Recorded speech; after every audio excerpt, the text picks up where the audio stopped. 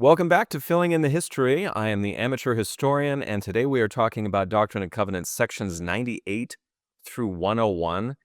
And there's a whole lot of stuff that we're going to be talking about today in between all of that. We're going to get the plats for the city of Kirtland, revised plats for cities and temples, and we're also going to be talking about a ginormous figure named Alexander Doniphan. And I don't think I can say this enough. This guy was a very big, huge, large, gargantuan deal. So really excited to actually talk about him. And if I can keep it together, he was a really inspirational American figure. So that's what we're going to talk about today. So we got 4 parts. First one we're going to have is we're going to talk about the plat for the city of Kirtland and section 98. The plat that we get, this large piece of paper, handwriting of Frederick G. Williams, is very wrinkled because it was stored in a tin tube for many years. It was donated to the church in 1865, a long time ago. But that's one of the reasons why it looks the way that it does. And to me, when I first look at this, and every time I look at this, it looks like these city block squares are kind of like pasted onto this page, but they're not. Just like, they're written on there. So a little bit from the historical introduction about this. I'm going to try to let the Joseph Smith papers do the talking here for this today. It says, a comparison of the Kirtland plat and the plat of the city of Zion reveals several similarities and slight differences. Perhaps the most significant difference involves the 3 buildings in the Kirtland central block. The original pattern of the plat of the city of Zion called for 24 buildings, temples, and storehouses in its 3 central blocks. The general arrangement of the 2 cities, including the dimensions of the blocks and lots, is similar. So you can see there's these little like kind of drawn buildings there, which is kind of fun. They kind of drew them in there. I think that's kind of fun. Anyway, moving on with the historical introduction, it says, the Kirtland plat map was an evolving document. While the map was originally drawn with blocks, lots, streets, and the 3 central buildings, names assigned to or associated with individual lots were added and altered. Some of these additions and emendations are in the hand of Newell K. Whitney, probably reflecting his responsibility as described by the 4th of June, 1833 revelation to divide the lots among church members for inheritances. Some of the names in the lots are written in graphite and others in ink. The text on the plat demonstrates that lot assignments were made and occasionally changed through at least the mid-1830s. So if you take a look at the names next to the 3 buildings, right, and I would assume, I've lived in New York City for a long time, and the closer you get to something like Central Park, for example, the more expensive the land is or the more valuable it is to people. So if you take a look at the names next to the 3 buildings here, and these would be the temples or the houses of the Lord that they were going to build, you have O. Caldry, you have Hiram Smith, H. Smith, and you have W. Cowdery. That's William Cowdery, Oliver Cowdery's brother, to name a few. There's a couple of other names that you can see in here, but these are where these people were going to live. And so they would have a little yard in the front, and then they would have a house, and they would have some land for gardens and things like that. That's how it worked. I thought it was kind of fun that they actually started dishing out places to live here, which is fun. The rest of the names and all the numbers are transcribed in the Joseph Smith papers. So footnote 8 to the introduction says, the drawings of the 3 buildings appear to have been included when the plat was initially drafted. Light gray watercolor around the 3 buildings was added later. Very nice of you. Put a little watercolor in there. So that was to be their sort of spiritual center and the literal center of town, which is very similar to how Latter-day Saints built them today. And as I've said before, this is a plat that was used in other towns, Philadelphia being one of them. Talked about that in the previous episode. But in this case, usually you would have, like Salt Lake City, you start at the temple lot, you grow out from there, north, south, east, west by the compass. And this is kind of rinse and repeat for a lot of Utah towns and other towns in the United States. So, all right, that's that. Not going to get too much into it because we got a lot to cover today. We're going to get into section 98 as we have it today. And the earliest copy that we get from this is Revelation Book 2. Frederick G. Williams is writing this one down. And Joseph Smith actually placed what I like to call a heavy hand when he was writing his portion because the ink that he used actually bleeds through the page. So Joseph Smith set his hand very distinctly on this one, and the ink kind of went a little too far. Anyway, we get some corrections by John Whitmer at a later date and other kind of small corrections to words and text and some punctuation, page numbers, things like that. It is included in a letter to church leaders in Missouri. So it is shown as Section 98, written in blue ink. Also, it's Frederick G. Williams' handwriting. So the first copy that we believe, and this is the best guess of the editors, was in Revelation Book 2, and then another copy was sent off. And as you can see, somebody in kind of sloppy blue ink here wrote in Section 98. So that was just a packet of letters and mail that they sent off to Missouri. We also get a copy in Revelation Book 1. John Whitmer writes this one, and it's a very clean copy with a very nice flourish here on Kirtland, August 6, 1833. Always appreciate that, John. Thank you. It is Section 85 in the original Doctrine and Covenants. And there is a version of this in James C. Snow's journal, but as you can see here, it is typeset. So this is not a handwritten thing. This typeset journal is held in the Church History Library. It's probably a transcription from a handwritten journal, but you also get a copy in James C. Snow's journal. And of course, we get a copy in the Manuscript History of the Church. Okay.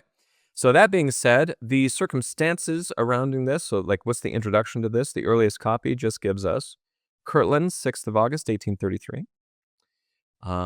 We also, in the letter to the Missouri leaders, it gives us this, which I find interesting. You will see by these revelations that we have to print the new translation of here at Kirtland, for which we will prepare as soon as possible. Here follows another revelation received today, Kirtland, August 6, 1833. Kind of telling them that they're going to start sort of two printing presses at the same time. And the Book of Commandments and the Evening and Morning Star were to go out of independence, and then they were going to start the Bible revisions as soon as they got things up and running in Kirtland. So they didn't have a printing press yet. Revelation Book 1 is that flourish again, like we've said before, Kirtland, August 6th. We get nothing from the Doctrine and Covenants or the James Snow Journal as far as introductions are concerned, nothing there. And the manuscript history only adds, on the 6th instant, I received the following. So kind of another way of saying the same thing. We do get some changes to the modern section headings. And just to review this, I'm going to do this every once in a while probably, but the Joseph Smith Papers still has a major effect on the church today in that they altered the section headings of the Doctrine and Covenants as we have it today. Just the section headings mostly, maybe some spelling corrections elsewhere. But so the 1981 version that I grew up with and a lot of other people did from this section said this originally. It said, this revelation came in consequence of the persecution upon the saints in Missouri. It is natural that the saints in Missouri, having suffered physically and also having lost property, should feel an inclination towards retaliation and revenge. Therefore, the Lord gave this revelation. Although some news of the problems in Missouri had no doubt reached the prophet in Kirtland, 900 miles away, the seriousness of the situation could have been known to him at this date only by revelation. Now, 2013 changes this somewhat, and it says this. This revelation came in consequence of the persecution upon the saints in Missouri. Increased settlement of church members in Missouri troubled some other settlers who felt threatened by the saints' numbers. Political and economic influence and cultural and religious differences. In July of 1833, a mob destroyed church property, tarred and feathered 2 church members, and demanded that the saints leave Jackson County. Although some news of the problems in Missouri had no doubt reached the prophet in Kirtland, 900 miles away, the seriousness of the situation could have been known to him at this date only by revelation. Now, this is going to be repeated quite a lot, so just in case you don't know, being tarred and feathered, what that means is it was an insulting thing to do to somebody, to feather them as if they were a coward or a chicken or something like that, and kind of to prove that they were overcome or subdued by their enemies. But if you've ever had tar on your skin, you're going to know that if it dries properly, not only does it really burn going on, so it sort of damages the skin and opens it up and pours into the lower skin layers, but as it hardens, it's very difficult to remove. And so when you put feathers on top of that, that means that you're basically peeling your skin off at a very deep level along with the feathers. So this was a major assault on these people.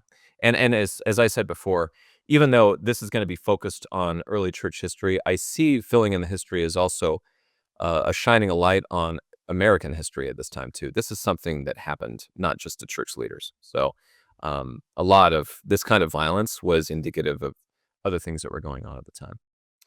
sort of pre-Civil War America. So, all right, having said all of that, those are the differences between the section headings. So in the historical introduction, we get a little bit more.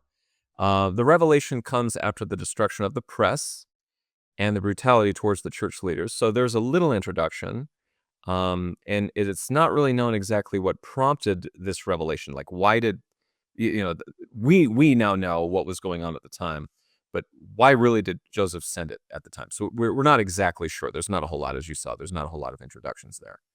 But we do get this from the historical introduction.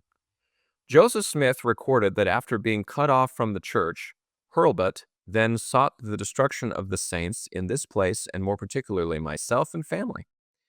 Unless less than 2 weeks after this revelation was dictated, Joseph Smith wrote to Edward Partridge and other church leaders that church members in Kirtland suffered, quote, great persecution on account of Hurlbut, and lied, quote, in a wonderful manner, and the people are running after him and giving him money to break down Mormonism, which much endangers our lives, unquote. In the same letter, Joseph Smith declared, quote, we are no safer here in Kirtland than you are in Zion.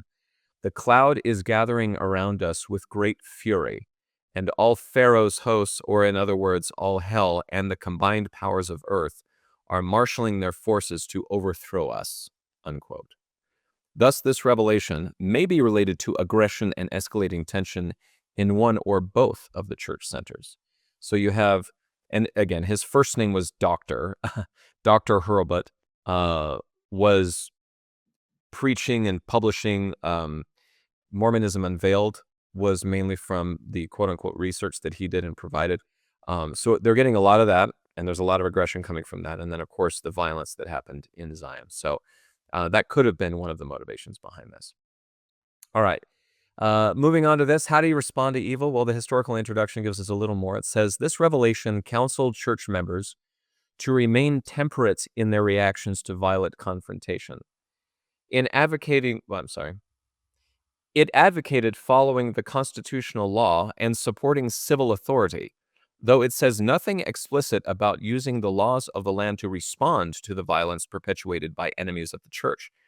Rather, it advised church members to patiently bear their afflictions, to, quote, renounce war and proclaim peace, and to offer forgiveness to wrongdoers. At the same time, this revelation explained in detail the conditions under which self-defense was permissible.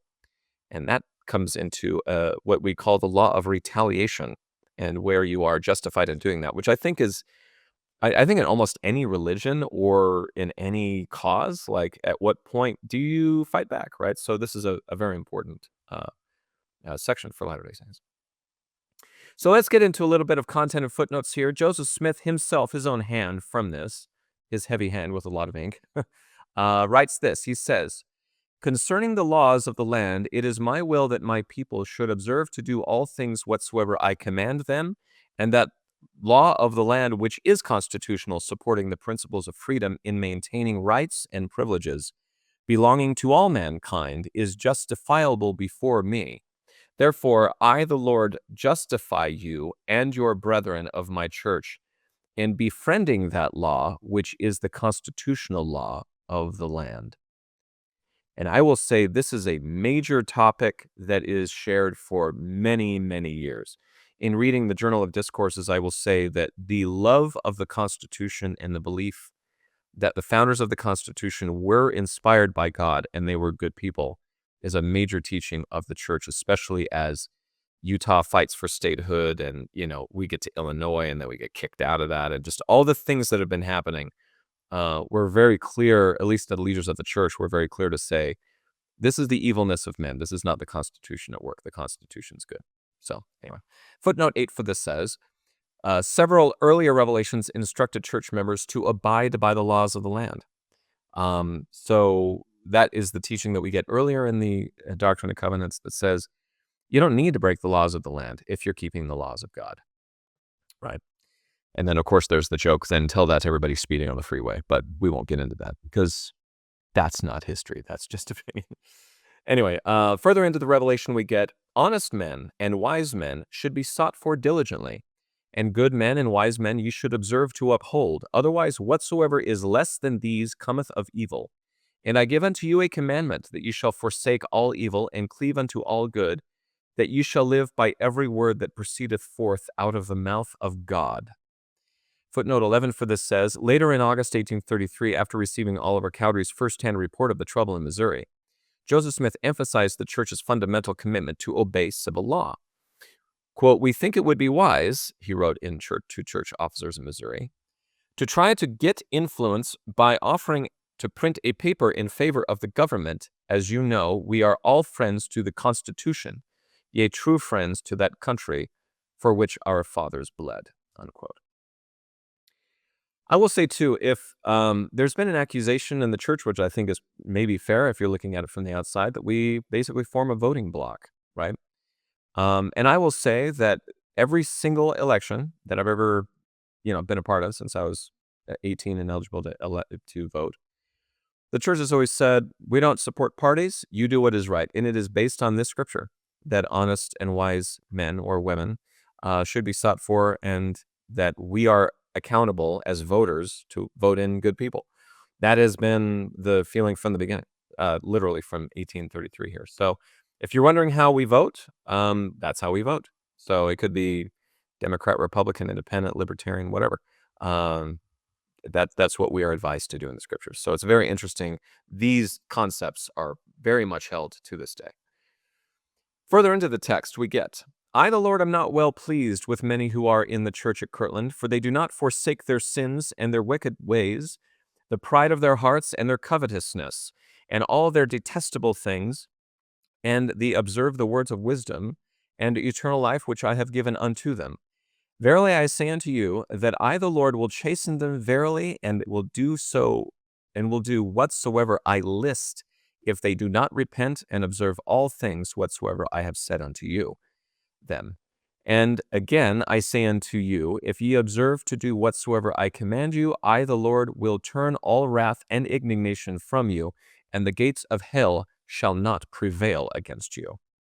Footnote 20 for this says, nothing in the extant historical record reveals the reason for this sweeping indictment of church members in Kirtland, but a year earlier, a Joseph Smith revelation directed a similar condemnation to Missouri church members for not sufficiently obeying the commandments. So we don't really know where this is coming from, or why did you say it? Are people named? Did people get excommunicated? We don't have any evidence or record of that. So it's kind of an interesting statement there. And then we get into the law of retaliation. So I'm just going to read this off. There's a few footnotes for this. Now I speak unto you concerning your families. If men will smite you or your families once, and you bear it patiently, and revile not against them, neither revile, seek revenge, ye shall be rewarded. But if you bear it not patiently, it shall be accounted unto them as being meted out a just measure unto you. So, if you fight back, then you're square.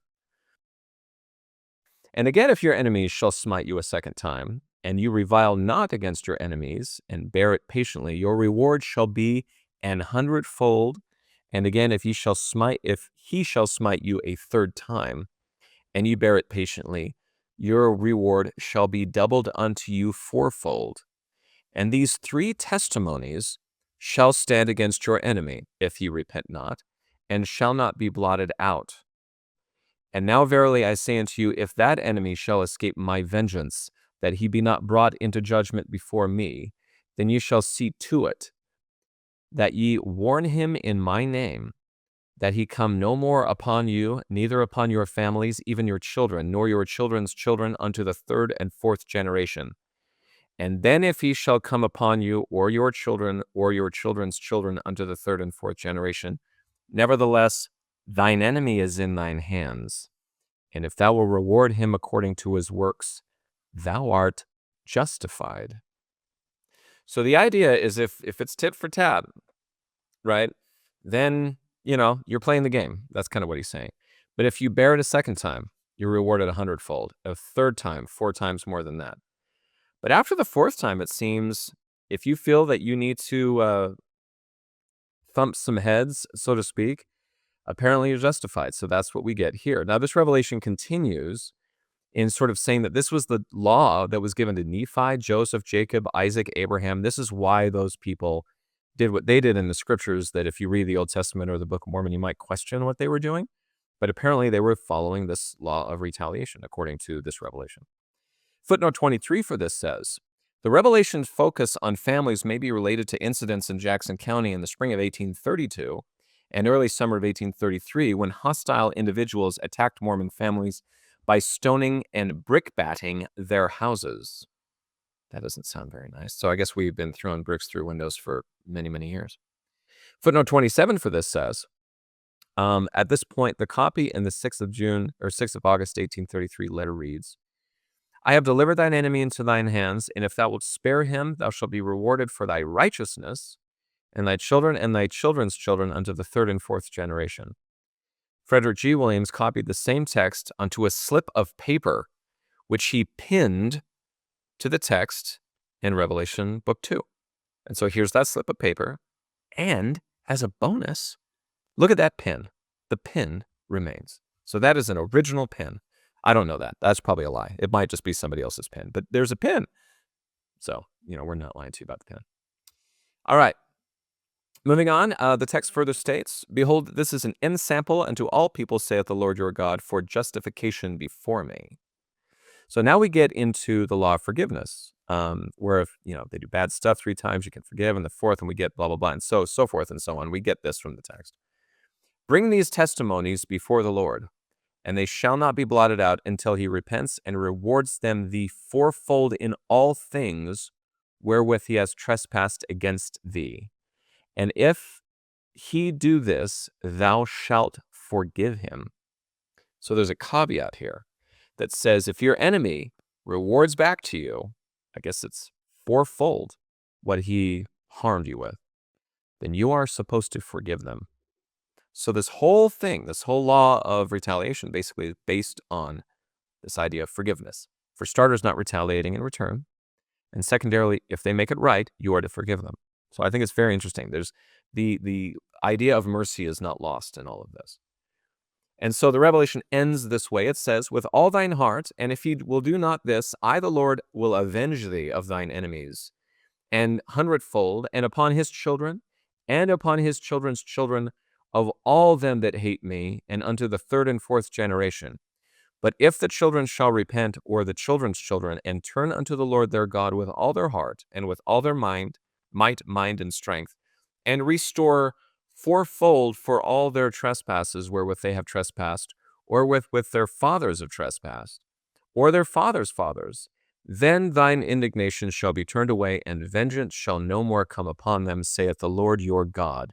And their trespasses shall never be brought any more as a testimony before the Lord against them. Amen. So you can maybe call this the idea of restitution. It's how do you handle bad things happening to you when people are very intentionally trying to harm you? What do you do? And the idea is basically bear it 3 times, and then the 4th time be super careful. If they ask your forgiveness, then you take it. And if they don't, then I guess you do as seemeth you good. So there you go. A little bit about retaliation, building a city, and other things in the Doctrine and Covenants. So our next part here, we're going to be digging into another section of the Doctrine and Covenants. We have a lot of meetings, the letters, and other revisions and other things that we're going to get into. So stick around, and I will try to make this as interesting as I can.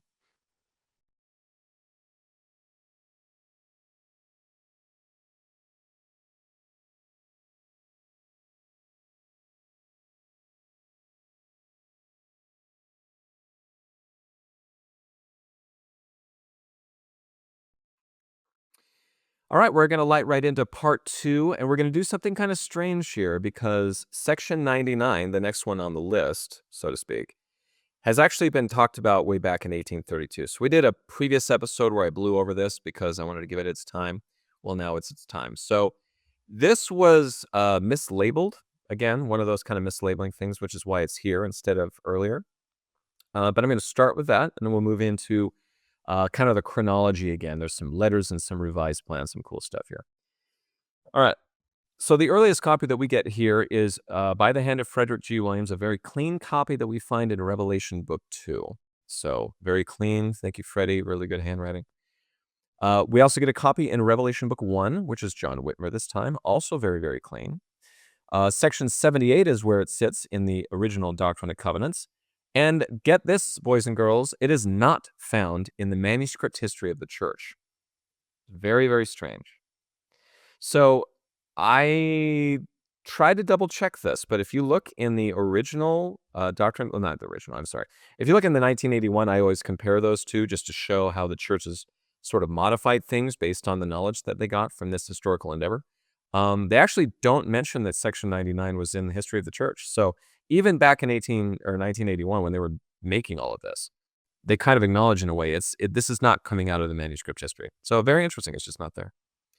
So an introduction to this section that we get, Revelation Book 2 simply says, Hiram, Portage County, Ohio, August 29th, 1832.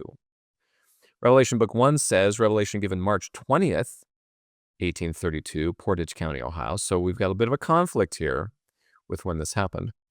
We don't get much in the Doctrine and Covenants. And in the modern section headings, there is, again, no mention of the history of the church. But we do get these differences. From 1981, we get revelation given through Joseph Smith the prophet to John Murdoch, August 1832, at Hiram, Ohio.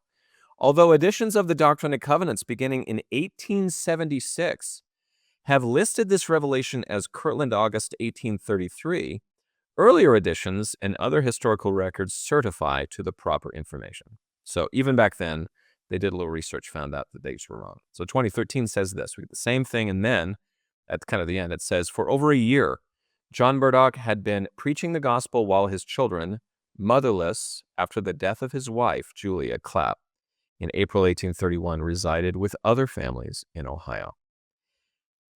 So prepare for this. The historical introduction is a very sad story about John Murdoch. So here you go. We get this from the historical introduction.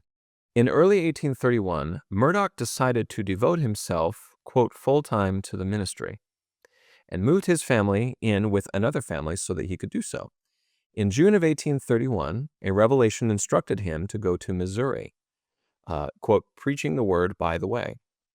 Murdoch followed this instruction and departed for Missouri despite the recent death of his wife, Julia Clapp Murdoch, during childbirth, which left him with 5 children under the age of 7, including newborn twins. Before leaving, he arranged for several individuals to watch over his older children. Joseph Smith and Emma Smith adopted the twins. For the rest of 1831, the first half of 1832, Murdoch preached in Michigan Territory, Indiana, Missouri, and Ohio, among other places.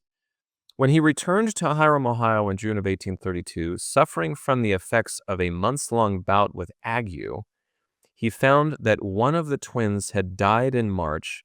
In addition, those with whom he had left his 3 older children demanded payment for their help. So he did not come back to a good situation. Now, what is the fate of the twin? I've talked about this before. Joseph and Emma had lost 3 children at childbirth or right around that time. So they had already lost 3 of their own, the children of their body. Then they adopted these twins. And so here's what happened. This is from footnote 3. Joseph Murdoch Smith was sick with measles on the night of the 24th into the 25th of March of 1832, when a mob broke into the home of John and Elise Johnson, took Joseph Smith by force, left an outside door open. According to the later Joseph Smith history, quote, during the mob, one of the twins received a severe cold and continued to grow worse. Joseph Murdoch Smith died a few days later. So a small child with measles, because a mob broke the door open and didn't, the cold just got in, while Joseph was being beaten outside in front of the house that he was staying at, which he was technically homeless. He was staying with John Johnson on his house. Not only beat Joseph pretty badly, but also killed his adopted son. So just so you know, that's what happened. And John Murdoch came back to that news. So very, very sad. And then I like to say he gets what's called an intense call, according to me. Despite these challenging circumstances, Murdoch recorded in his journal that he, quote, continued with the church in Cayuga and Geauga counties confirming and strengthening the church and regaining my health, unquote. This 29 of August revelation instructed him to resume his preaching, this time in the eastern United States. The revelation also told him to continue preaching until his death, unless he desired to go to Zion after a few years. Perhaps because of the problems Murdoch experienced with his children's caretakers, the revelation told him not to leave until he made arrangements to send his children to Bishop Edward Partridge in Zion. This revelation's call for Murdoch to continue as a missionary until his death, notwithstanding his family responsibilities, was an unusual sacrifice, apparently not expected of other early church members, and may have resulted from his earlier determination to devote himself full-time to the ministry. Footnote 5 for this says, for example, a January 1832 revelation appointing several individuals to preach declared that, quote, every man who is obliged to provide for his own family, let him provide, and he shall in no wise lose his crown, unquote, suggesting that those who could not preach because of familial responsibilities were excused from extensive service. Murdoch, however, did as the revelation said and farmed the kids out. And once everything was settled and he was able to pay back people and sort of make sure that everything was done according to this revelation, he left for another mission in the eastern states. So a pretty powerful testimony, and you can take that one of two ways. Either this is way too much, and maybe there's some wrong here that, kids being here, there, and everywhere without a father, without a mother, or you can see this as a pretty remarkable story of faith. I think either one is a pretty reasonable approach, but definitely a very, very intense call, a very, very intense revelation that we now have in Doctrine and Covenants section 99. So for footnotes and content, we actually don't get any footnotes that are really worth mentioning. They're either scriptural references or stories that I've already told. So we'll just get to the call. It says, behold, thus saith the Lord unto you, my servant John Murdoch, thou art called to go unto the eastern countries, from house to house, and from village to village, and from city to city, to proclaim mine everlasting gospel unto the inhabitants thereof, in the midst of persecution and wickedness, and whoso receiveth you, receiveth me, and you shall have power to declare my word in the demonstration of my Holy Spirit. And the injunction to take care of his family is also at the end of this. It says, verily I say unto you that it is not expedient that you should go until your children are provided for, and kindly sent up to the bishop in Zion, and after a few years, if thou desirest of me, thou mayest go up also unto the goodly land to possess thine inheritance. Otherwise thou shalt continue proclaiming my gospel until thou be taken. Amen. That's the death part. By Joseph the Seer and written by Frederick G. Williams, scribe. So, a very intense revelation, but he did go on his mission. We get, after this revelation, we get a letter to Missouri leaders. This is dated on August 6th, and we start getting there's a lot of letters going to be flying back and forth. So I'm going to really summarize these. Basically, this letter to the Missouri leaders contains 3 revelations that had been received, which they were already talking about. We've already gone through that in filling in the history. And then the Kirtland leaders were not really fully aware of what's really going on in Missouri, so they were asking about how are things, all that kind of stuff. We get a letter 4 days later to the Missouri leaders. This is in the handwriting of Edward Partridge. The historical introduction gives us some interesting things about this letter. It says, in this letter, Cowdery recommended that members in Jackson County, quote, look after another place to locate on. And he praised his associates for the agreement to remove the church out of the county. Conversely, Cowdery also chastised some members of the church in independence. This great tribulation, he wrote, would not have come upon Zion had it not been for rebellion. Here, Cowdery likely referred to the far-reaching rebellion of Missouri church leaders against Joseph Smith and the Kirtland leadership in 1832 and early 1833. Cowdery's letter does demonstrate particular concern for the loss of the printing press that William W. Phelps had operated. And then we also get this from the historical introduction. Cowdery rushed to complete this letter in order to post it on August 10th. In a postscript, Joseph Smith added his own words of counsel, expressed sorrow and concern, and advised the recipients to be willing to, quote, forsake all for Christ's sake. After this letter arrived in Independence, Edward Partridge made a copy of it, including the postscript from Joseph Smith. It is unknown when Partridge made his copy, though it was probably made soon after the original letter, which has not been located, was received in September of 1833. So what is that postscript? This is what Joseph Smith wrote. P.S. Brethren, if I were with you, I should take an active part in your sufferings, and although nature shrinks, yet my spirit would not let me forsake you unto death. God helping me, O be of good cheer, and for our redemption draweth near.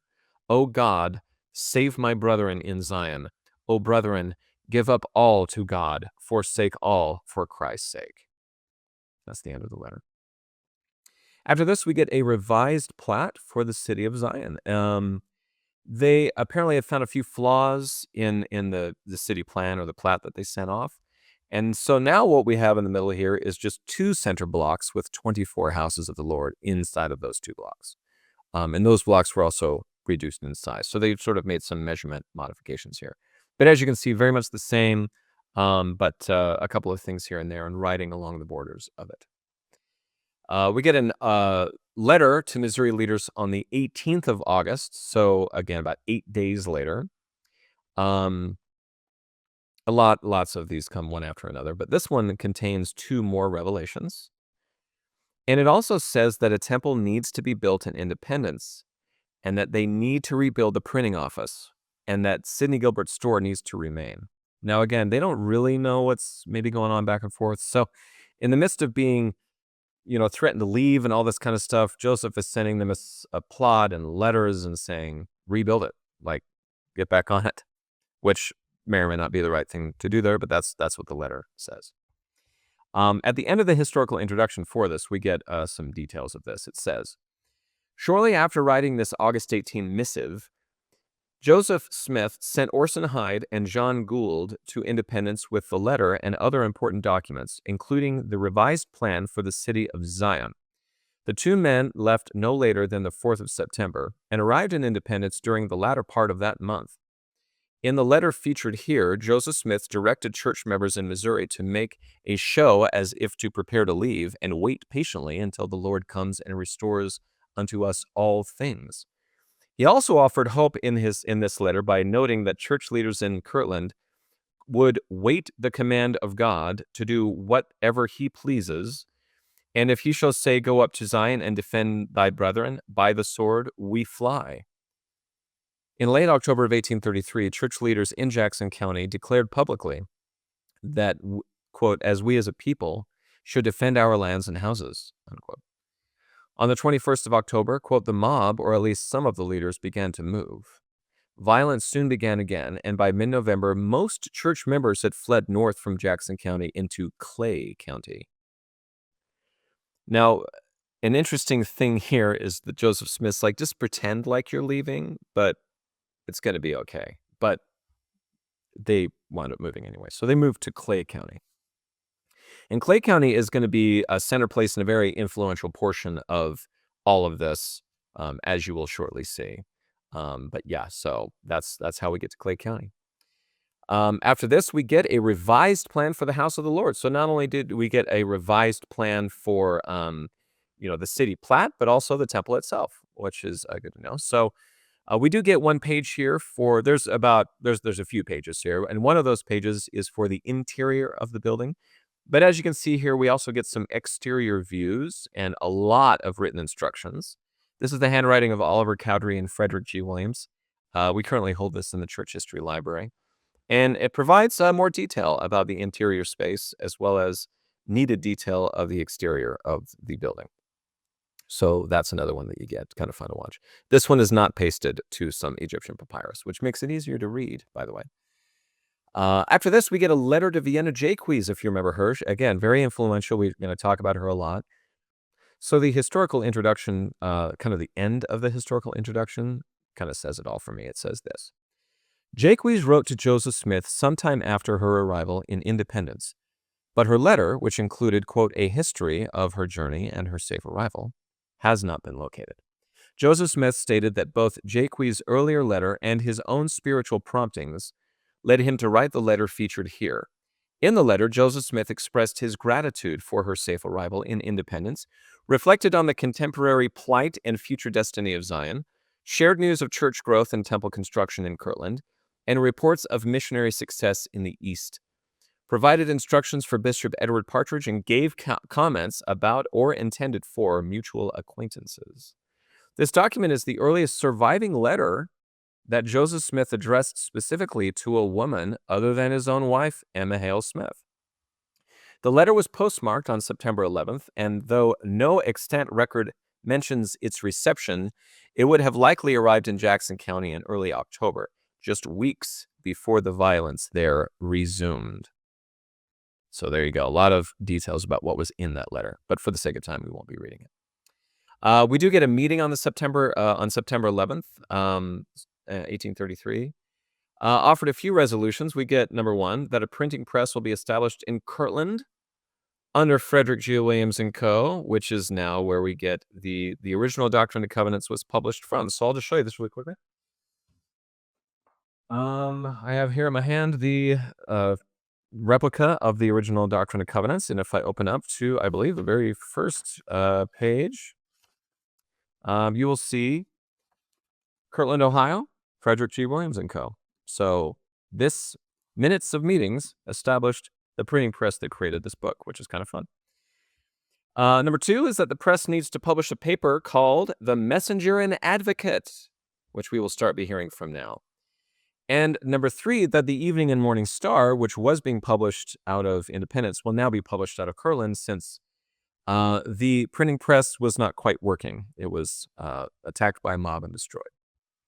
So kind of a fun meeting. We get some pretty significant things out of that. The next thing we get is an interesting letter to Silas Smith. Now, this letter is actually found in Jesse Smith's autobiography and journal, and it is in the handwriting of Jesse Smith. And so Jesse is Silas's son. So here's how it works.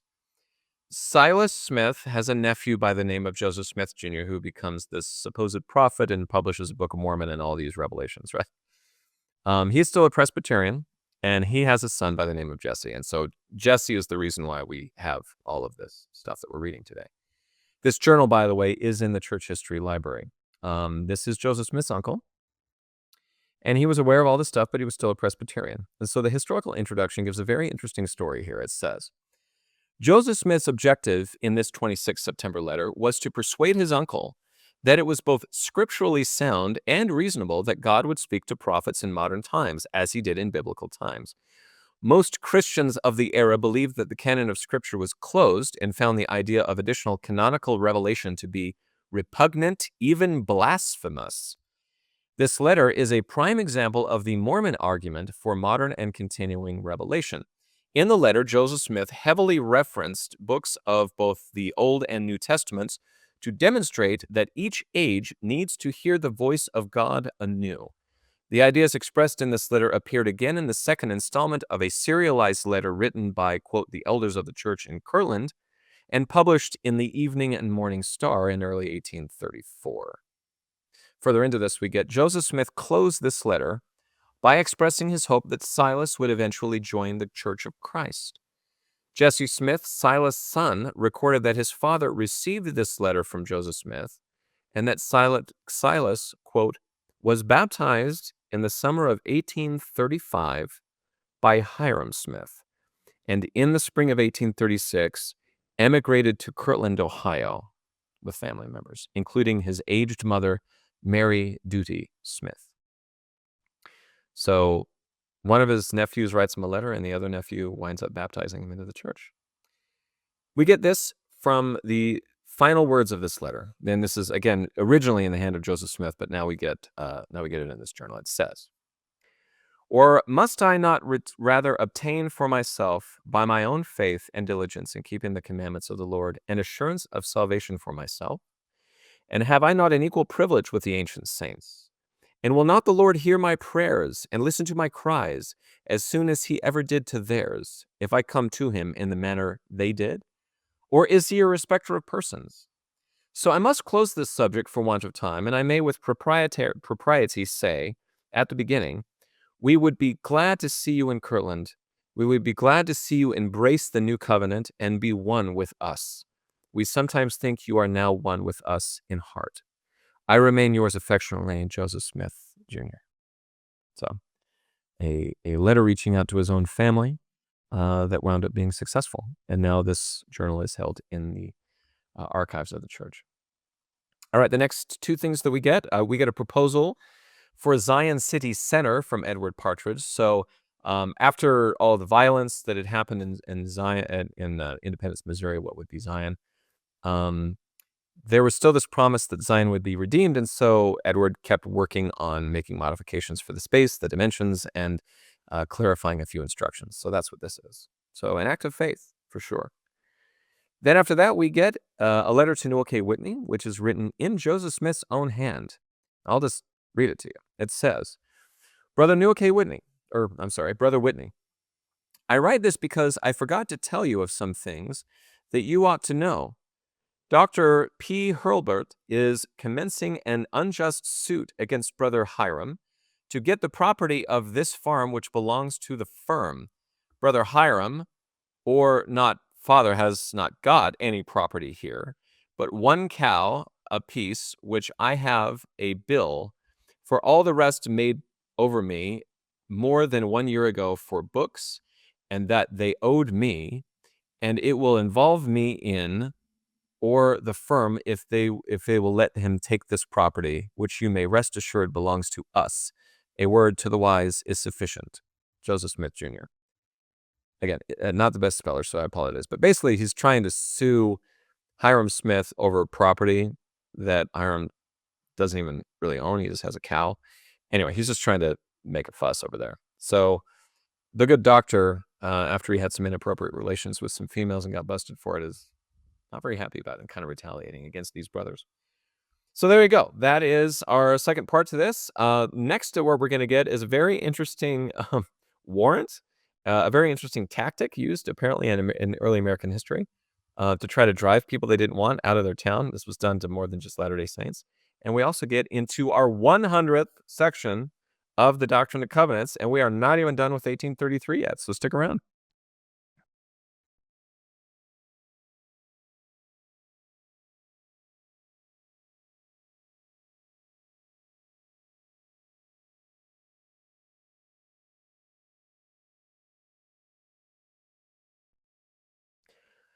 Okay, into our third part of this episode here, we're going to be talking about Doctrine and Covenants section 100 and a very interesting warrant and a few more letters. So let's get into the introduction to the 100th section of the Doctrine and Covenants. It is actually on 2 loose pages written in Sidney Rigdon's hand, and this, as you might have guessed, is all part of the Isaac Grew collection that was sent to BYU. So that's where it currently is. It's a very clean copy. But it's all tri-folded as if it was going to be sent in a letter.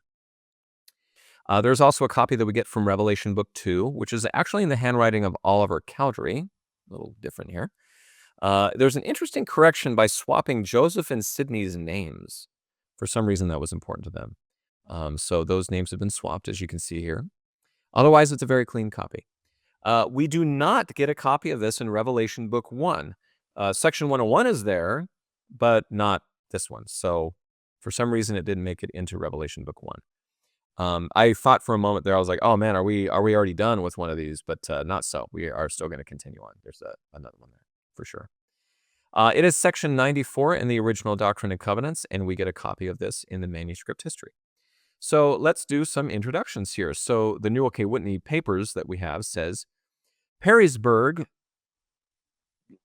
is it Chautauqua County? I hope I said that right, New York, Saturday, October 12th of 1833.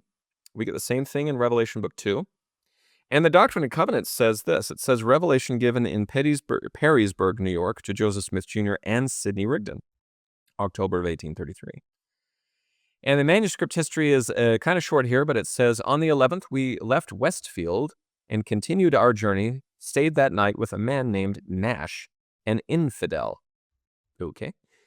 With whom we reasoned, but to no good, and on the 12th arrived at Father Nickerson's, when I received the following revelation given in Perrysburg, New York, to Joseph Smith and Sidney Rigdon, October 1833. I guess they stayed the night with an infidel, and the infidel wasn't having it, so they moved on.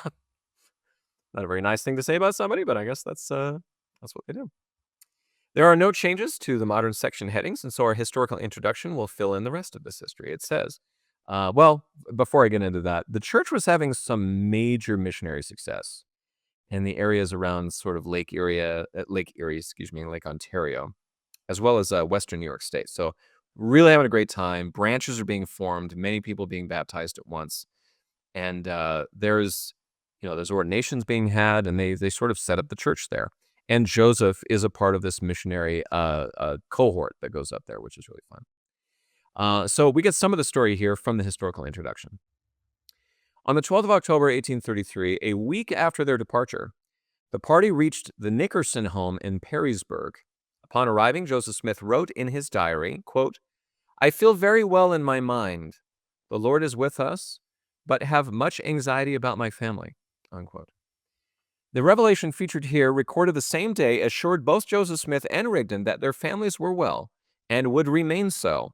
The main thrust of the revelation, however, was to encourage both men to preach according to the thoughts that would be given to them, assuring them that the Holy Spirit would confirm their message to many individuals in the region who were prepared to receive it. In addition, this revelation called Rigdon to act as a spokesman for Joseph Smith and offered comfort concerning the hardships of church members in Jackson County, Missouri, who were currently facing expulsion. Now, this idea of, hey, there's a prophet and a spokesman starts being likened back to Moses and Aaron, for example. Aaron was the spokesman for Moses. Anyway, that sort of language matches what is in the Old Testament.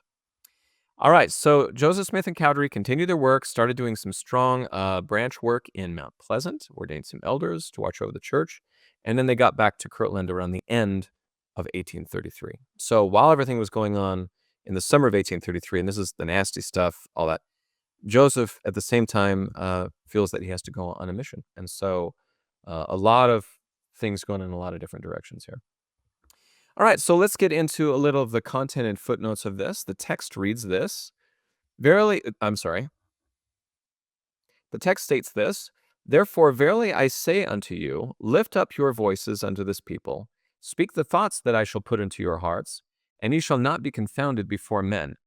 For it shall be given you in the very hour, in the very moment, what ye shall say. But a commandment I give unto you, that you shall declare whatsoever things ye declare in my name, in solemnity of heart, in the spirit of meekness, in all things.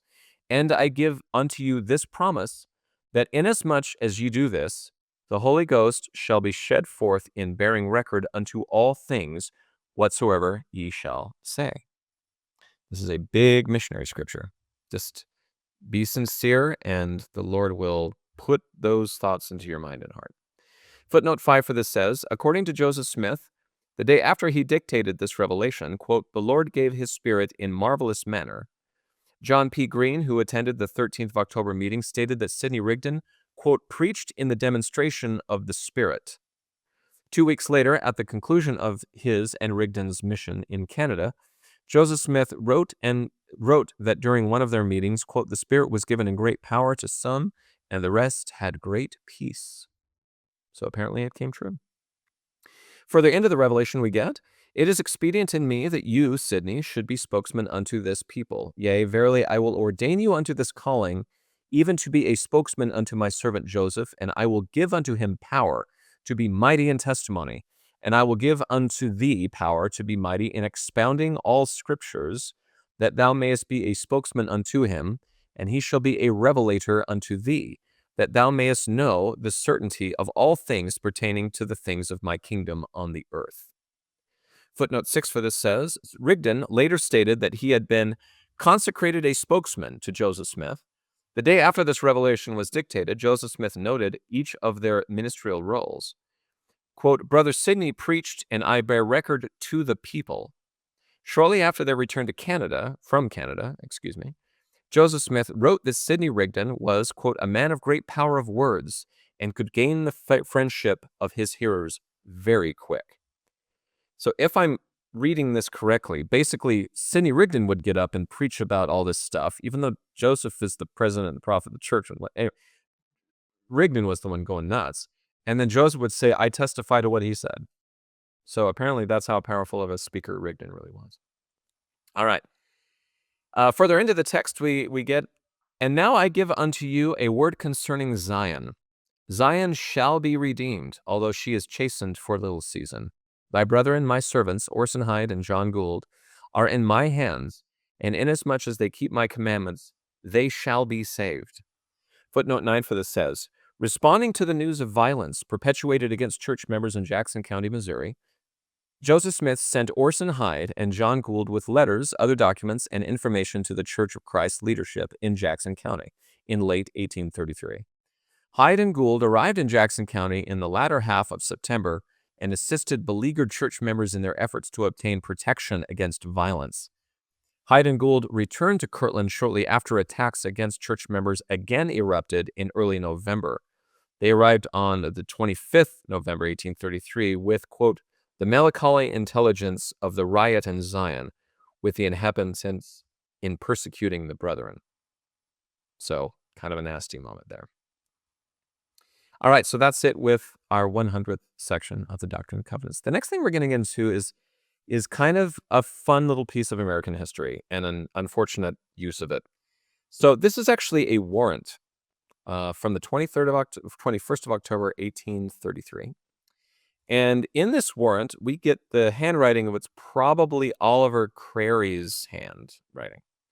A little redundancy there. But anyway, this is a warrant that is actually held at the Lake County Historical Society records in, you guessed it, Painesville, Ohio. Oh, yeah. Now, this photo that you see here was taken in 2001, and the historical introduction gives a very interesting insight onto what this warrant is. So, again, this is in Ohio, just double checking on that one. The warrant featured here represents one of the earliest known anti-Mormon actions taken by local government officials against Joseph Smith and his followers in Ohio. Like other states, Ohio had a law that allowed townships to elect overseers of the poor. These overseers were ostensibly responsible for providing relief to those suffering in indigent circumstances within a township. However, in order to prevent persons who were already destitute from settling within the township boundaries, and thus becoming expensive wards, the law allowed overseers to warn out recently arrived settlers to the township who they feared would become a financial burden. Once such persons were warned, the township could absolve itself of future liability for their care. Kind of a dirty trick. And maybe I should say at the same time, maybe that makes some sense. But anyway, this was kind of a common tactic. So a little further into the historical introduction. By superficially warning targeted individuals out of a township on the basis of alleged poverty, townships could delay newcomers from obtaining legal residence and thus indefinitely prevent them from attaining the right to vote and influencing local politics.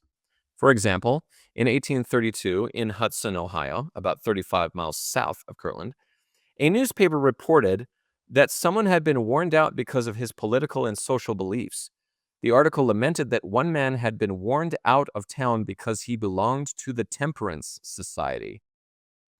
So we want to drink here. We don't need your garbage. Get out of here. They warned him out. They said, "Oh, you're a poor person. We have decided you're a poor person, and we don't want you to be a burden on us. Get out." This was a thing, and that was not to a Latter-day Saint. That was just a thing that happened in the news, according to the newspaper. So, but it was sent out. So we get this again. On the 21st of October, 1833, Constable William G. Crary received an order to warn out of the Kirtland Township the 22 individuals listed in the warrant featured here, and in many cases their families as well. Joseph Smith and his family, his parents, and all those listed in the featured document who can be identified were members of the Church of Christ. On the same day Crary received these orders, another warrant was issued to Constable Stephen Sherman, in which another 28 persons and their families were also ordered to depart the township immediately by order of the overseers of the poor. 26 of these persons can likewise be identified as members of the church. Now, I'm not going to read to you this big list of names, but you just got a few of them. So basically, a lot of members of the church, I would say upwards to about 50, were kicked out because they were deemed impoverished, and therefore get out of my town. So there you go. That's the warrant.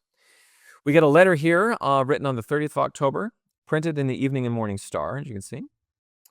The historical introduction for this one says, according to the letter extract featured here, one day after Dunklin sent his response to church leaders, and this is the governor at the time, and likely before they received his missive, church leaders publicly announced their intentions to defend themselves and to remain on their lands.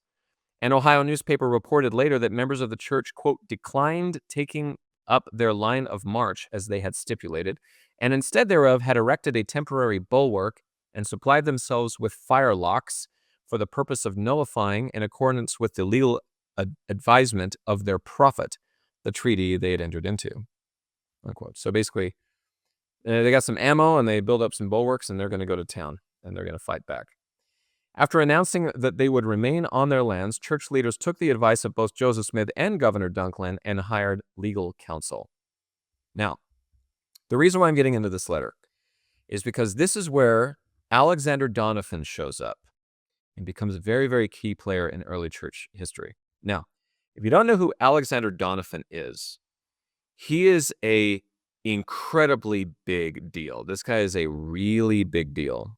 Now, because I am the amateur historian, I got this from Wikipedia, but the sources are good. So just trust me on that. So we get this from Wikipedia. Alexander Doniphan, Alexander William Doniphan, who was born in 1808, died in 1887, was a 19th century American attorney, soldier, and politician from Missouri, who is best known today as the man who prevented the summary execution of Joseph Smith, founder of the Church of Jesus Christ of Latter-day Saints, at the close of the 1838 Mormon War in that state.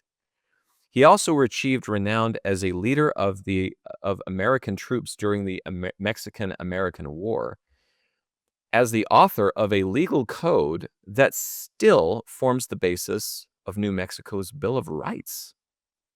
Again, a big deal. He was the youngest of 10 children of Joseph and Anne Doniphan, both natives of Virginia.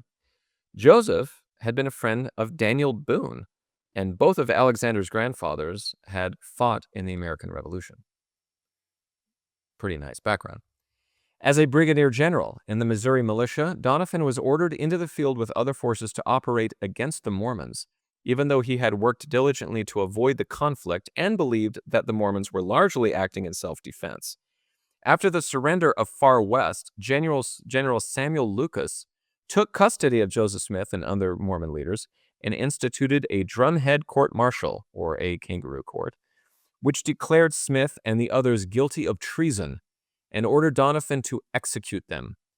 Doniphan indignantly refused, saying, quote, "It is cold-blooded murder. I will not obey your order. If you execute these men, I will hold you responsible before an earthly tribunal, so help me God." Unquote. The Mormon leaders were accordingly sent to Liberty Jail during the winter and to await trial during the following spring of 1839, at which trial Doniphan was appointed as their defense attorney and energetically defended them at the risk of his good reputation and, in all probability, his life.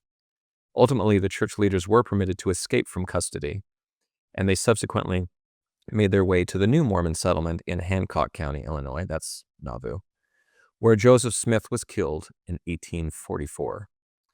In Doniphan's honor, Joseph and Emma Hale Smith named a son Alexander Hale Smith. So if you don't know, this man was such a big deal that Joseph Smith and Emma named their son Alexander after him, which I thought was really special. Another story about him, in 1843, Porter Rockwell, a controversial Mormon figure, to say the least, later known as the Destroying Angel of Mormondom, was arrested in St. Louis and accused of carrying out a failed assassination attempt on the now former Governor Boggs. Now, William Boggs signed an execution order as the reason why the Saints left Illinois and wound up in Utah. So it was because a governor said, basically, you get out or we will kill you because of your religion, because you're associated with the church. Anyway, so obviously there was an assassination attempt. They assumed it was the Mormons. They assumed it was Porter Rockwell. So continuing. After 9 months of being imprisoned in poor conditions, he was able to hire Doniphan to defend him. Donovan managed to have the main charge of attempted murder dismissed for lack of evidence and arranged for Rockwell to serve a 5-minute sentence for a jailbreak attempt during his imprisonment in the county jail before being released. So he did serve a 5-minute sentence. Justice was served.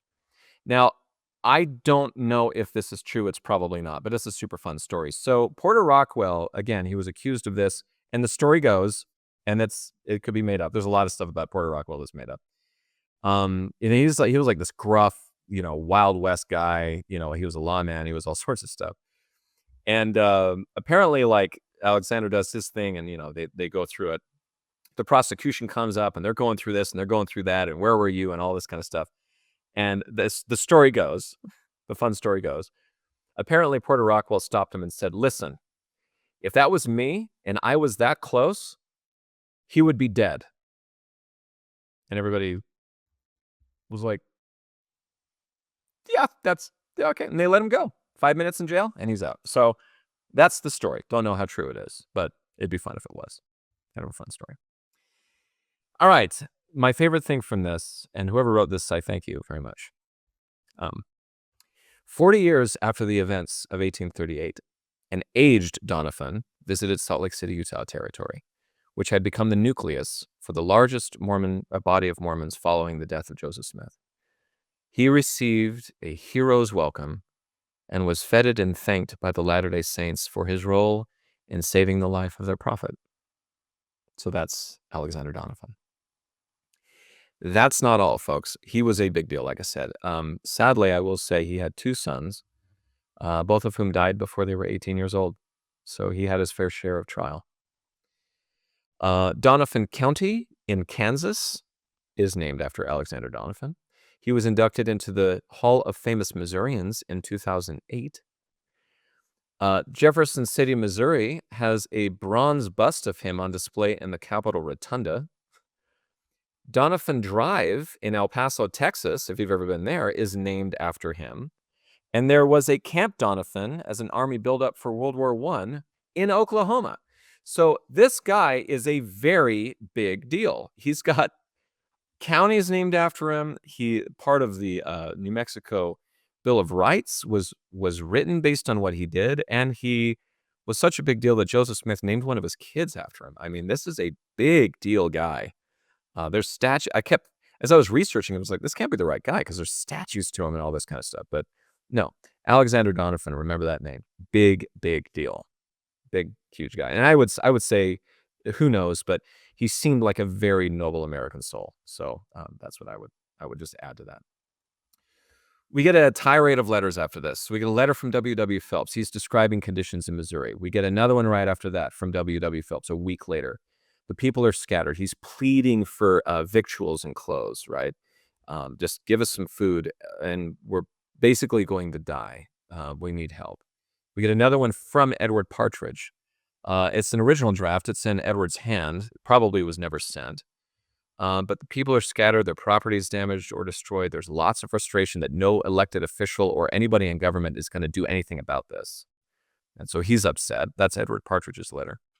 We then get a letter from John Corll, part of the same letter campaign as everybody else's, describing issues in Missouri. He was told, or he tells that he was arrested, that the store was vandalized, and that Philo Dibble was actually shot through his bowels.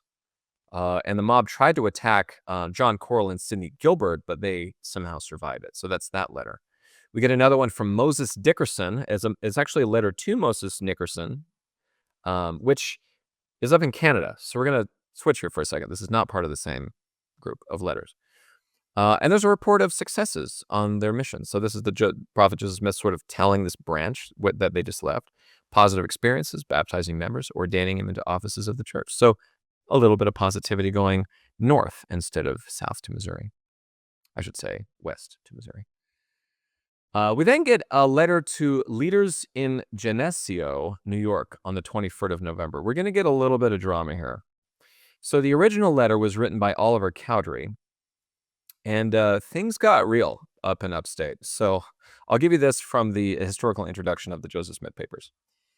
Nearly a month after they left Kirtland, Pratt and Johnson again arrived in Geneseo.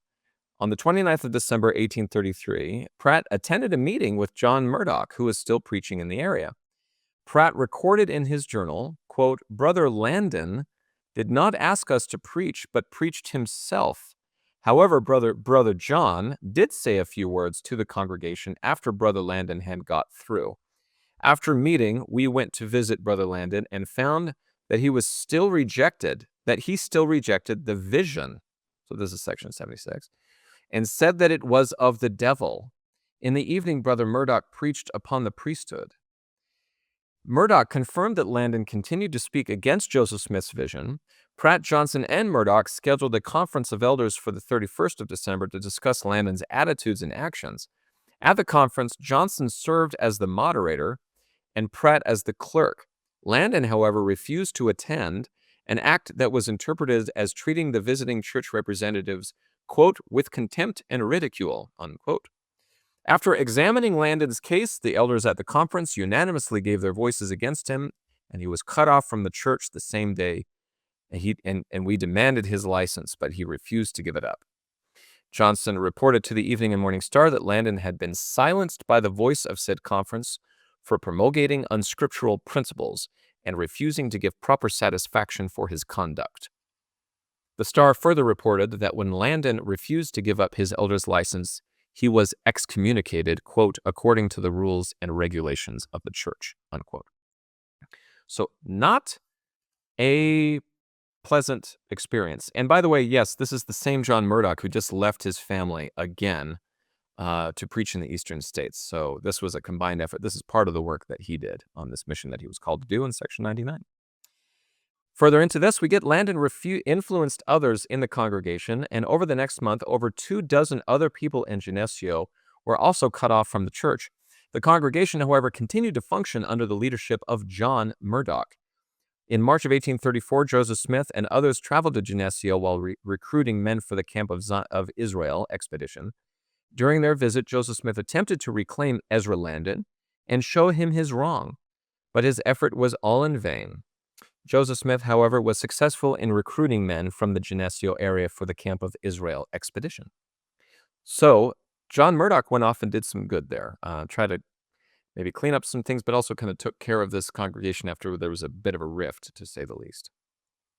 All right, 3 last things here. We get a letter to Edward Partridge on the 5th of December, and the historical introduction gives a good summary here. It says, "Perhaps because the information he received was inconsistent and possibly in an effort to document the violence against his followers, Joseph Smith wrote this 5th of December letter urging church members in Missouri to, quote, collect every particular concerning the mob from the beginning and send us a correct statement of fact as they transpired," unquote. Until then, he wrote, "it is difficult for us to advise." Even without clarification, Joseph Smith told the Jackson County church leaders that if they had not yet been driven out, they should fight to stay on their lands as long as they could. Quote, "You should maintain the ground as long as there is a man left. It was right in the sight of God that you should contend for it to the last," unquote. So those are some fighting words. There's another letter to Edward Partridge. 5 days later, it says basically says that Joseph urges the leaders to refer to the revelations and to seek legal redress for their losses. And that letter might have never actually been received, but that's his thing. Like, take comfort from the revelations and get a lawyer. Like, let's do this right. And the final thing for this part is a letter from W.W. Phelps 5 days after that. So this is 15th of December. Enumerating again a lot of the issues in Missouri, asking for advice on what to do, and trying to get church operations back on track and independence. So that is that.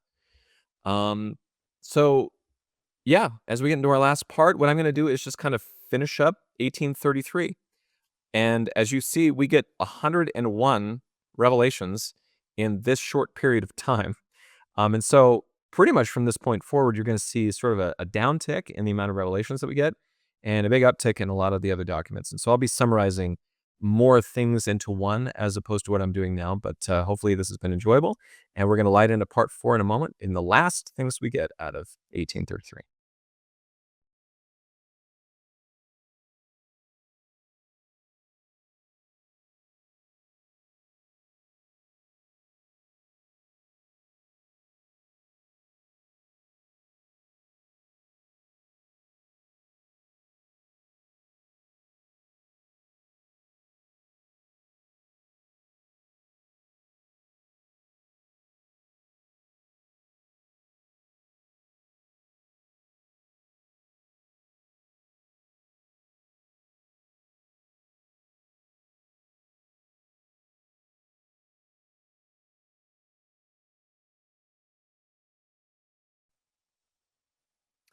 Okay, our final part for this episode today, this is going to be on section 101 and the remaining items that we get out of 1833. So big years, like I said, 1830, 31, 32, 33. We've only been living in that moment, and there's a lot in there. All right, so getting into this, we're going to talk about section 101. So the earliest copy we get of the 101st section is in Revelation Book 2, again, the handwriting of Frederick G. Williams. Very few corrections, but we get one addition from Oliver Cowdery's hand. And I'll just read the whole statement here. It says, "Until the day cometh when there is found no," and then it says, the new stuff says, "and then I have other places which I will appoint unto them." And he says, "more room for them," etc. and so forth. So that "I have other places which I will appoint unto them" is a bit of a comfort here, because it's like maybe we don't just have to live in independence. We can kind of branch out and move around like they are in Kirtland. So anyway, that's from Oliver Cowdery. Revelation Book 1 is in the handwriting of John Whitmer. Not a whole lot of corrections there either. We do get a broadsheet with some writing on the back of it. But this is, basically a printed page that we get of this Revelation. We also get a copy in Mormonism Unveiled, which has a very interesting introduction to it, which we will read in the sense of fairness to fill in the history, but that is the anti-Mormon volume that is written. It is section 97 in the 1835 Doctrine and Covenants. We also get one here in George Burkett's journal, which is written in his own hand. So he has a copy of this Revelation in his journal. It winds up in the Painesville Telegraph. Man, the Painesville Telegraph. And we also get a copy of this in the Manuscript History of the Church. So let's get to introductions here. Section 101 has no intro in Revelation Book 1, or in Revelation Book 2, excuse me. Revelation Book 1 does give an intro which says, Revelation given, Kirtland, December 16 and 17, 1833. There's also no introduction for the broadsheet. And Mormonism Unveiled gets kind of detailed here. So what I'd like to do is read that one off to you. Mormonism Unveiled does give us a fun introduction. And by fun, I mean anti-Mormon introduction. So just reading from Mormonism Unveiled, because it is an introduction to this revelation, it says this. After the conflict had subsided in Jackson County, 2 or 3 high priests repaired with all possible speed to the prophet in Kirtland, magnifying greatly the news that had taken place. These new, unexpected, and extraordinary circumstances must be met in an extraordinary manner. They were trying times, requiring the combined wisdom of the prophet and his head men in bringing out a revelation upon the subject which would admonish his dupes and strengthen their faith in the imposition, which had been so far shaken in many that they proposed selling their new, quote, eternal inheritance in Jackson County for a, quote, mess of pottage. But the prophet more readily discovered the new advantages that would ultimately accrue to his cause by a little perseverance. He well knew that the laws could not continue to be violated in our country for any length of time, and that he and his followers would, in the end, be the greatest gainers by the cry of persecution which they would raise, and by showing to the world in their ultimate triumph that the Lord was on their side and directed all their movements in putting their enemies to flight. The following was accordingly issued from their press in Kirtland in the form of a handbill. And then it says the revelation. Now, the handbill that they're talking about is the broadsheet. So that's how Mormonism Unveiled got a hold of it. And as you can see, the language is not exactly nice, but it is an introduction, and there is some truth to it. So thank you, Eber and Dr. Hurlbut. So that's what we get. Now, not much is given in Doctrine and Covenants, and we just get dates in George's journal that we talked about earlier. The Painesville Telegraph is also not very nice. So I'm going to read that one off to you as well. The Painesville Telegraph. Just can't get away from them. I love it. So here we go. It's called A Scrap of Mormonism. It will be recollected that an fray recently took place between the Mormon sect and a large body of the people of Jackson County, Missouri, and that peace was only restored by the removal of the former across the river into another county, by the advice of the lieutenant governor of that state, until the difficulties could undergo a judicial investigation. Soon after the above accounts were received at the headquarters of the Mormon prophet in this county, the following document, which they call a revelation, was printed and privately circulated among the deluded followers of the impostor Smith. It will be seen that it is made to touch the difficulties in question and settles them at once.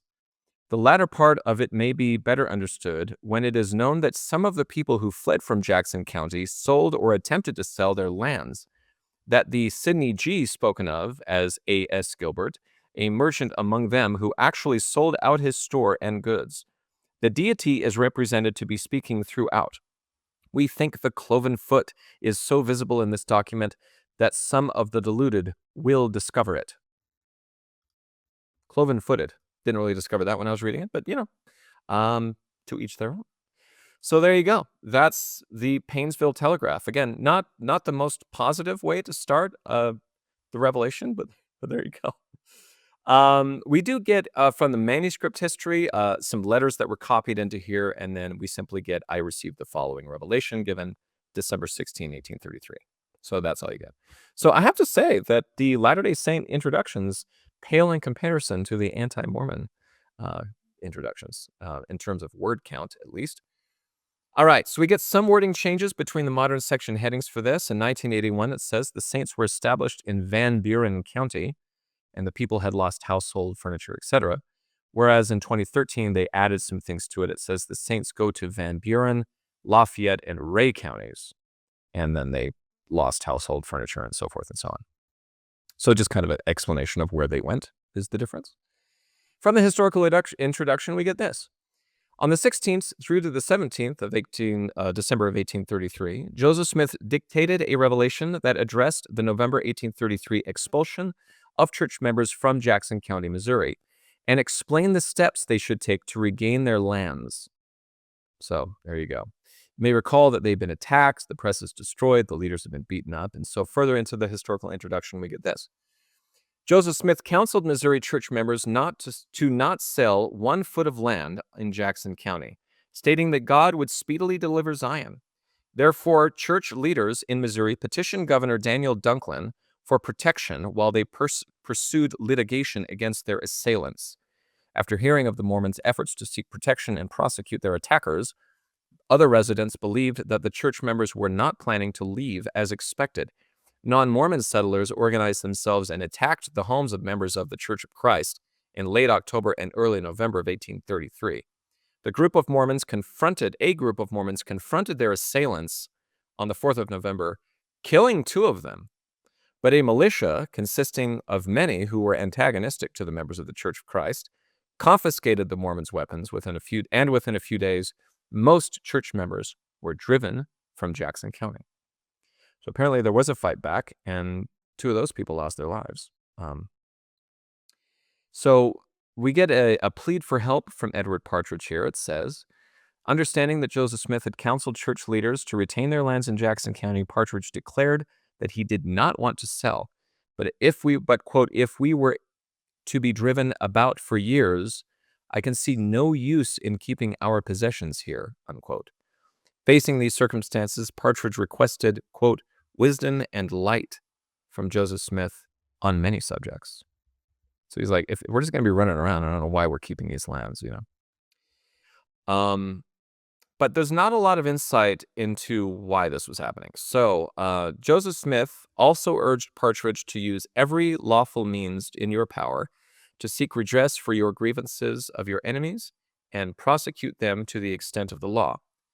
Such means included petitioning judges, the governor, and the president of the United States for aid.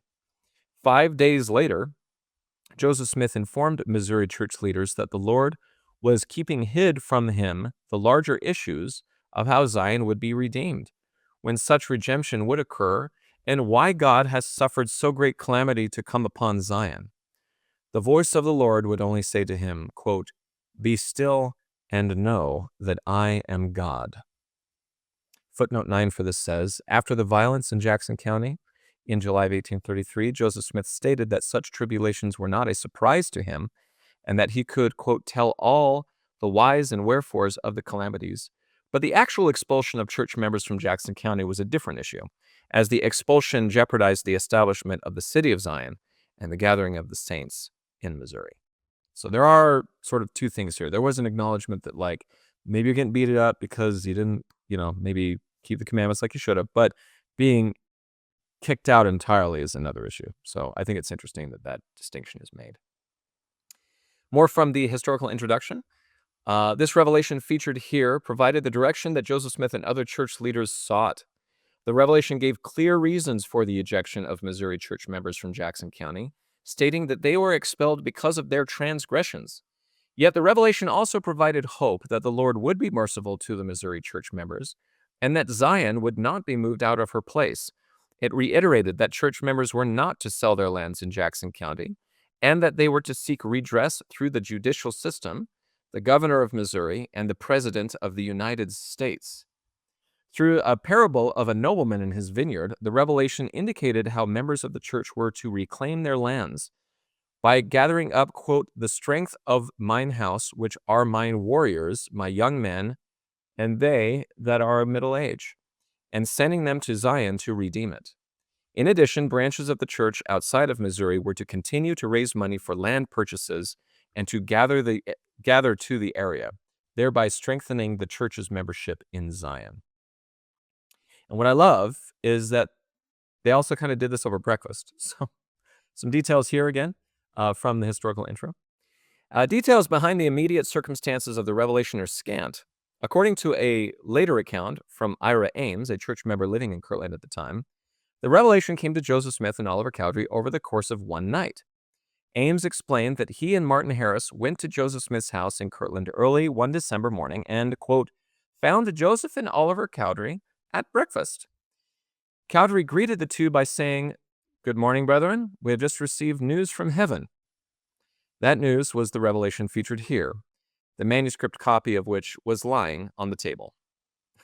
So, hey guys, we got news. Let's have breakfast. All right. And we also get from this the beginning of Zion's camp, or what they called the Camp of Israel at the time. We get this. Church leaders also included the revelation in a petition they sent to Missouri Governor Daniel Dunklin, and they planned to send it with a petition to President Andrew Jackson, although it is unclear whether the revelation was ever sent to the president. In February of 1834, Joseph Smith began implementing the revelation's instructions to gather up the strength of the Lord's house, declaring that he, quote, was going to Zion to assist in redeeming it, and requesting volunteers to go with him. For the next several weeks, Joseph Smith and others recruited participants for what was called the Camp of Israel, and in May of 1834, the expedition started for Missouri. And that's a major event in church history, but we'll get to that in a few episodes from now. Footnote 17 for this says, Missouri leaders sent a petition to President Jackson in April of 1834 and enclosed a handbill with it. But the handbill appears to have been a recitation of the attacks in Missouri that had been published as an extra of the Evening and Morning Star in February of 1834. Neither the petition from Kirtland to Governor Dunklin nor the possible petition from Kirtland to President Andrew Jackson is extant. So maybe they didn't, maybe they didn't. All right. Some content footnotes from this. Is kind of a long section. Not too many footnotes from here, but it says in the text, I, the Lord, have suffered the affliction to come upon them wherewith they have been afflicted in consequence of their transgressions. Yet I will own them, and they shall be mine in that day when I shall come to make up my jewels. Therefore they must needs be chastened and tried, even as Abraham, who is commanded to offer up his only son, for all those who would not endure chastening but deny me cannot be sanctified. Footnote 4 for this says, kind of a powerful statement. In August of 1833, Joseph Smith told William W. Phelps, John Whitmer, and Edward Partridge, Isaac Morley, John Corliss, Sidney Gilbert, that, quote, the affliction of my brethren reminds me of Abraham offering up Isaac, his only son. But my brethren have been called to give up even more than this, their wives and their children, yea, and their own life also, unquote. Kind of an intense statement there. Revelation also states, they that have been scattered shall be gathered, and they who have mourned shall be comforted, and they who have been given their lives for my name shall be crowned. Therefore let your hearts be comforted concerning Zion, for all flesh is in mine hands. Be still and know that I am God. Footnote 12 for this says, those who were appointed to gather to Missouri were previously told that those, quote, that die shall rest from all their labors and receive a crown in the mansions of my Father." Unquote. The Revelation text further gives to us, "And behold, the watchman upon the tower would have seen the enemy while he was yet afar off, and then you could have made ready and kept the enemy from breaking down the hedge thereof, and saved my vineyard from the hands of the destroyer. And the Lord of the vineyard said unto one of his servants, Go and gather together the residue of my servants, and take all the strength of mine house, which are my warriors, my young men, and they that are of middle age, also among all my servants who are the strength of mine house, save thee only, whom I have appointed to tarry, and go ye straightway unto the Lord of my vineyard, and redeem my vineyard." Footnote 43 for this says, a February 1834 revelation identified Joseph Smith as the servant to whom the Lord of the vineyard spoke. And therefore, I would say, is the justification for leading a camp of Zion to go redeem Independence, Missouri. All right, further into the text we get, "Now verily I say unto you, let all the churches gather together all their monies. Let these things be done in their time, lo, not in haste, and observe to have all things prepared before you. And let honorable men be appointed, even wise men, and send them to purchase the lands, and every church in the eastern countries, when they are built up, if they will hearken unto the counsel, they may buy lands, and gather together upon them. And in this way they may establish Zion. There is even now already enough in store, a sufficient, yea, even abundance, to redeem Zion." Footnote 52 for this says, "Nearly a year later, members of the church in Essex County, New York, sent, quote, wise men to Kirtland with $848.40 in cash and property for the purpose of purchasing land in Jackson County or counties roundabout for the inheritance of the church." So there's your big bucks, $848.40, which back then actually bought you something. Now it might buy you a watch if you're lucky. But anyway, we get the parable of the importunate widow, and this is actually kind of a favorite of mine. I just find this to be a very interesting story. In fact, Truman G. Madsen gives a kind of an entertaining interpretation of this, but we'll get to that in a second. So the Revelation says this, "Now unto what shall I liken the children of Zion? I will liken them unto the parable of the woman and the unjust judge. For men ought to pray always, and not faint. Which saith, There was in a city a judge which feared not God, neither regarded man. And there was a widow in that city. And she came unto him, saying, Avenge me of mine adversary. And he would not for a while. But afterward he said within himself, Though I fear not God, nor regard man, yet because this widow troubleth me, I will avenge her, lest by her continual coming she weary me." And Truman G. Madsen says, all right, just give her what she wants and get her out of here. Like, shut her up. I'm just going to give you stuff just to shut you up. And the idea is that, look, the Lord's not going to treat you that way, so weary the Lord. And so footnote 55 for this we get. In this 10th of December letter, Joseph Smith counseled church leaders in Missouri to weary God with their importunings as the poor woman, the unjust judge. So apparently that's just what you're supposed to do. Just keep at it until you get what you're asking for. They're also instructed to go after the judge and then the governor and then the president. And if after all that fails, then God's going to come out of his hiding place and make all that happen, which is what they try to do. They sent letters to all of these. And they all failed. In fact, there's the famous "I can do nothing for you," sort of thing that we get later on. This is a different congressman that has that unfortunate infamy. Footnote 59 for this says, in April of 1834, the Missouri Saints sent a petition to the United States President Andrew Jackson and stated that they sent it, quote, according to the direction of the Lord. They also sent this same petition to United States Senator Thomas Hart Benton of Missouri. The petition requested the help of federal troops to regain their Mormons' lands in Jackson County, and then asked that troops maintain peace after their reinstatement. Secretary of War Lewis Cass responded to the petition sent to Jackson, stating that the president did not have the right to send troops into Missouri and to aid in the enforcement of state laws. Which, it's 2025, so if you know anything about what's going on in the world today, this is still an argument being had. All right. The very last thing we get, or close to the end here, it says, I say unto you, it is contrary to my commandment and my will that my servant Algernon Sidney Gilbert should sell my storehouse, which I have appointed unto my people, into the hands of mine enemies. Let not that which I have appointed be polluted by mine enemies.